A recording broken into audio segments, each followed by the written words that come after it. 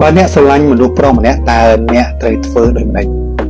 បើអ្នកស្រឡាញ់គាត់អ្នកត្រូវតែហ៊ាននិយាយអំពីគោលដៅជីវិតជាមួយគាត់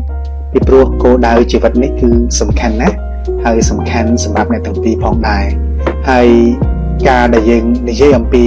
គោលដៅជីវិតរបស់យើងក៏ជាការបង្ហាញនូវភាពស្មោះត្រង់របស់យើងផងដែរ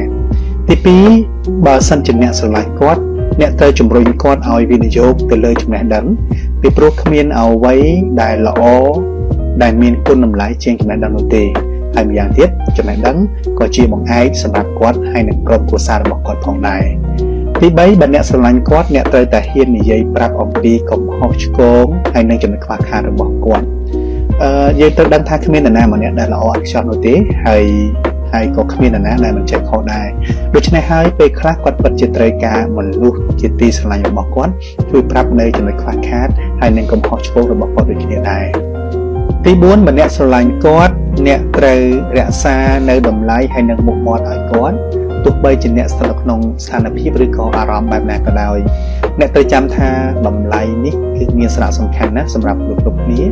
ដូចនេះហើយអ្នកក៏មិនចង់ឲ្យមនុស្សដែលអ្នកស្រឡាញ់បាត់បង់តម្លៃដោយសារអ្នកដែរទី5បើអ្នកស្រឡាញ់គាត់អ្នកត្រូវជួយជ្រោមជ្រែងទៅលើកិច្ចការងារទាំងឡាយណាដែលគាត់ស្រឡាញ់ជាធម្មតាមនុស្សតែងតែមានចំណង់ចំណូលចិត្តខុសគ្នា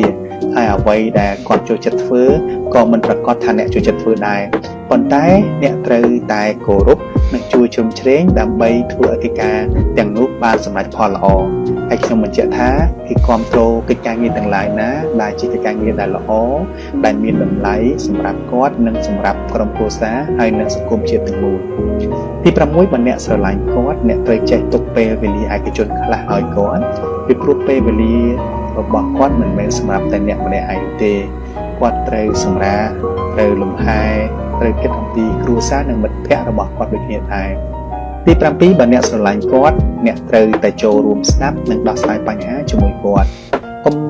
ទុកគាត់ចោលឲ្យដោះស្រាយបញ្ហាហើយដោយគិតថាបញ្ហារបស់គាត់មិនមែនជាបញ្ហារបស់អ្នកនោះឡើយពេលដែលមានបញ្ហាមនុស្សប្រុសពិតជាមិនចង់រំខានអ្នកទេពិសេសគឺមនុស្សដែលខ្លួនគាត់ស្រឡាញ់ប៉ុន្តែត្រូវចាំថាការចូលរួមរបស់អ្នកគឺជារឿងចាំបាច់មួយទោះបីជាពេលខ្លះមិនអាចដោះស្រាយបញ្ហាបានមែន